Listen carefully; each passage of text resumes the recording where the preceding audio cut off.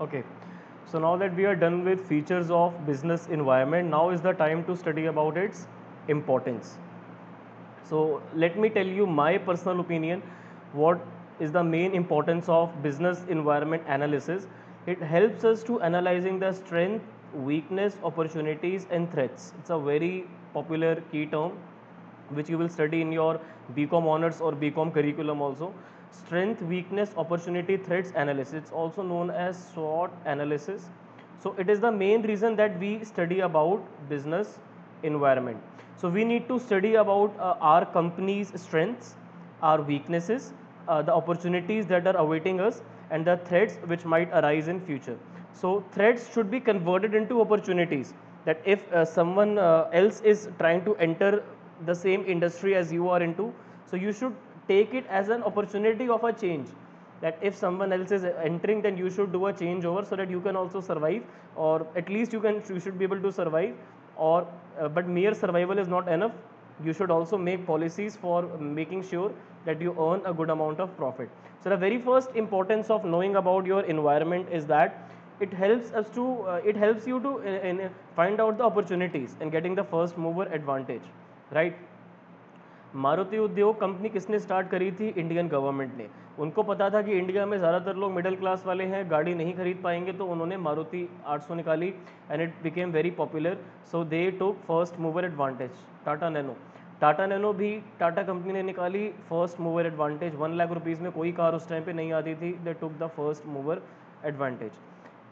Apple का iPhone, उस time में कोई ऐसा डिवाइस नहीं था जिसमें आप कॉलिंग कर पाओ, आप गाने सुन पाओ, आप एंटरटेनमेंट के पर्पज़ के लिए और कॉलिंग के पर्पज़ के लिए आप यूज़ कर पाओ, और उस क्वालिटी के साथ, तो और वो भी विद फिंगर टच, ठीक है, फिंगर सेंसर के साथ। उस टाइम में ज़्यादातर फ़ोन या तो चलते थे, अगर टच वाले भी थे, स्टिक से चलते थे, या फिर उनके मतलब या फिर कीपैड वाले थे, या फिर वो ऐसे फ्लिप वाले फ़ोन थे जो फ्लिप होके खुलते थे। बट एप्पल आईफोन ने थंब वाला सिस्टम शुरू करा, जिसमें आप थंब से टच करके अपना फ़ोन ऑपरेट कर सकते हो, ठीक है। तो ये उनका फर्स्ट मूवर एक एडवांटेज था। फाइन।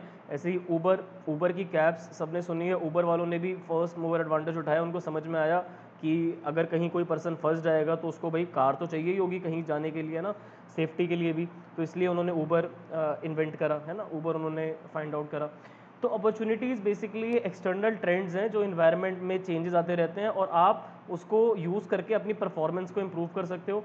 इन्वायरमेंट में इतनी सारी अपॉर्चुनिटीज़ हैं, अगर आप उनको अच्छे से आइडेंटिफाई कर लेते हो तो आप पहले पर्सन होगे, पहली कंपनी बन जाओगे जो दूसरों को बिल्कुल ही मतलब लूज़ कर जाओगे, क्योंकि वो लोग तो नहीं करेंगे कुछ काम, है ना। आप लोग स्टार्ट तो करो, और स्टार्टिंग जो पर्सन करता है उसको बीट करना बड़ा मुश्किल हो जाता है, क्योंकि उनको एक्सपीरियंस हो जाता है, उनके पास रिसोर्सेज आ जाते हैं, और उनको उनकी चेन बन जाती है, right. Similarly it helps the firm to identify threats and early warning signals. If you will ever come to know कि आपका कोई कंपेटिटर आने वाला है, वो एंट्रेंस करने वाला है, तो आपको अपने थोड़े से पॉलिसी में चेंज ओवर करना पड़ेगा। You can't just sit back and relax with the loyalty that you had in past. अगर कस्टमर आपका प्रोडक्ट पहले खरीद रहे थे, अगर आपके प्रोडक्ट से अच्छा उन्हें कुछ और मिलेगा ना, तो वो खरीदेंगे। कस्टमर किसी के साथ भी लॉयल नहीं होता, ये बात रियल है। कस्टमर वहाँ पे जाता है जहाँ पर उसको चीज़ इकोनॉमिकल मिलती है और अच्छी क्वालिटी मिलती है, ठीक है। अगर आपको भी और अच्छा, बेसिकली जिन लोगों से आप डील कर रहे हो उनका नेचर भी अच्छा होना चाहिए, है ना। जो एग्जीक्यूटिव्स हैं, they should also talk with you politely. So threats होते हैं एक्सटर्नल एनवायरनमेंट में जो चेंजेस आ रहे हैं, जिससे आपकी परफॉर्मेंस अफेक्ट हो सकती है। तो अपॉर्चुनिटीज़ तो बहुत अच्छी बात है, बट इन्वायरमेंट में थ्रेट्स भी होते हैं, तो इसलिए अवेयर रहना ज़रूरी है कि हम थ्रेट्स को ऑब्जर्व कर पाएँ और एक अर्ली वार्निंग सिग्नल की तरह ये काम करें। अब सपोज करो किसी इंडियन रेस्टोरेंट को पता लगता है कि कोई एमएनसी, कोई मैकडोनल्ड्स या डोमिनोज हमारे एरिया में आने वाले हैं ना, तो फिर उनको एक्ट करना पड़ेगा। They should start moving on their, they should start working on their menu card, और they should start decreasing their prices, और they should work on their interior in of the restaurant. They should maybe change the furniture, और whatever they can afford they should do that. So इस information के basis पे वो तैयारी कर सकते हैं जो थ्रेड्स आने वाले हैं ना, मेजर ले सकते हैं, कैसे अपनी कॉस्ट को कम करें, कैसे एडवर्टाइजिंग को बहुत ज़्यादा बढ़ाएं, है ना। तो ऐसा कुछ करके वो इन्वायरमेंट में टिक सकते हैं। Then it helps in tapping useful resources. जब आप कोई ऐसी चीज़ शुरू कर देते हो जो आज से पहले कभी किसी ने भी नहीं करी, तो आपको रिसोर्सेज मिल जाते हैं।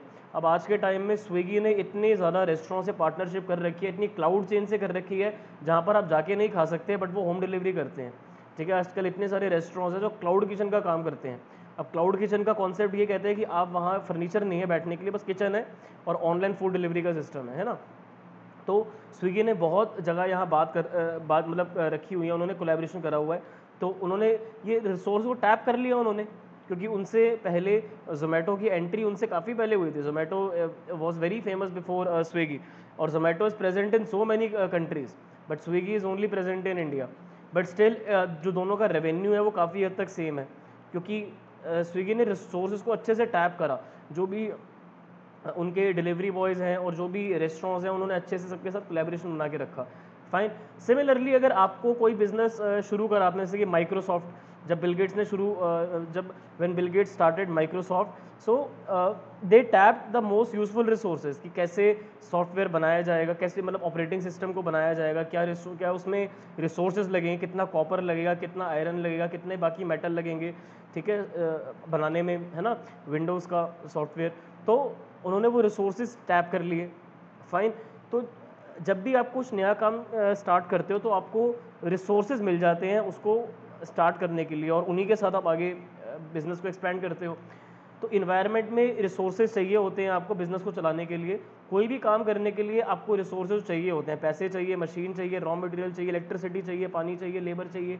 तो इन्वायरमेंट में ही आपको फाइनेंशियल चाहिए, जैसे कि बैंक हो गए, नॉन बैंकिंग फाइनेंशियल कॉर्पोरेशंस होगी जहाँ से आप लोन ले सकते हो, गवर्नमेंट से आपको परमिशन लेनी है बिजनेस करने के लिए, वो रजिस्ट्रेशन देंगे आपको। देन सप्लायर्स, जहाँ से आपको रॉ मटेरियल सप्लाई होंगे, है ना।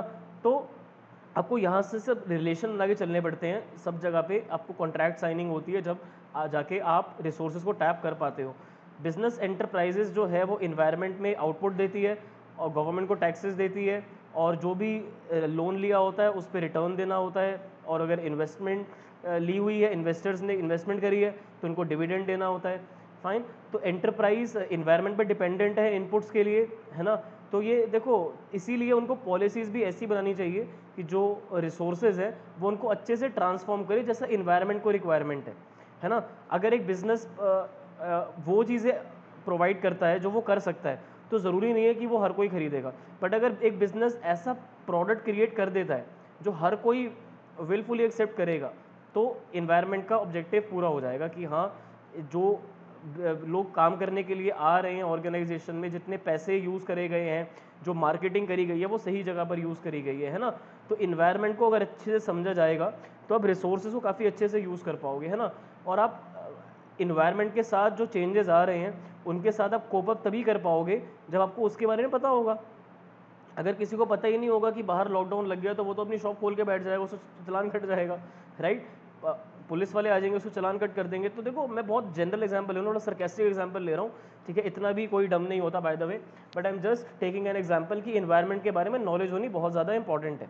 इन्वायरमेंट के बारे में नॉलेज होनी बहुत ज़्यादा इंपॉर्टेंट है, तभी तो आप कोप अप कर पाओगे चेंजेस के साथ। फॉर एग्जाम्पल, चलो 2 हफ्ते के बाद लॉकडाउन लगने वाला है, तो आप जो भी प्रोडक्ट बनाते हो आपको अब वो ऑनलाइन काम करना पड़ेगा, क्योंकि अब तो वैसे भी कोविड के टाइम में ज़्यादातर काम ऑनलाइन ही चल रहे हैं, राइट। तो अगर ऐसा कुछ नोटिफिकेशन आता है कि आने वाले टाइम में फिर प्रिकॉशनरी बेसिस पे लॉकडाउन लगने वाला है, तो सबको फिर से अपना ऑनलाइन सिस्टम कर देना चाहिए, है ना। तो आजकल का जो इन्वायरमेंट है वो बहुत ही ज़्यादा डायनेमिक है, चेंजेस बहुत ज़्यादा आ रहे हैं, है ना। तो इसलिए जो टर्बुलेंट मार्केट कंडीशंस हैं, आजकल लोग ब्रांड के साथ लॉयल नहीं है, डिवीजन सब डिवीजन्स है मार्केट की, हर एक पर्सन अलग अलग सामान अलग अलग जगह से खरीदता है। फॉर एग्जांपल, अगर आपकी कंपनी सोप और शैम्पू बनाती है, तो ज़रूरी नहीं है कि अगर कोई आपका कस्टमर है जो आपका सोप खरीद रहा है वो शैम्पू भी खरीद रहा हो, है ना। तो डिवीजन्स है कस्टमर्स में भी, लोग अलग अलग कंपनीज़ के ब्रांड मतलब प्रेफर करते हैं जो अच्छी क्वालिटी के होते हैं, है ना। कस्टमर की डिमांड ज़्यादा हो गई है, टेक्नोलॉजी में इतने चेंजेस आ रहे हैं, ग्लोबल कंपटीशन इतना ज़्यादा बढ़ गया है ना। अब एंटरप्राइज बड़ी हो चाहे छोटी हो, डायनेमिक इन्वायरमेंट में सब है, ठीक है। इन्वायरमेंट चेंज होता रहता है, तो चेंज के साथ सबको चेंज होना पड़ता है। अगर आपको इफ़ेक्टिवली कोप अप करना है इन चेंजेस के साथ, तो मैनेजर्स को अंडरस्टैंड करना पड़ेगा कि बाहर की इन्वायरमेंट में क्या चेंजेस आ रहे हैं। The manager has to check the outside environment, then they will be making plans and actions to be taken in future, right।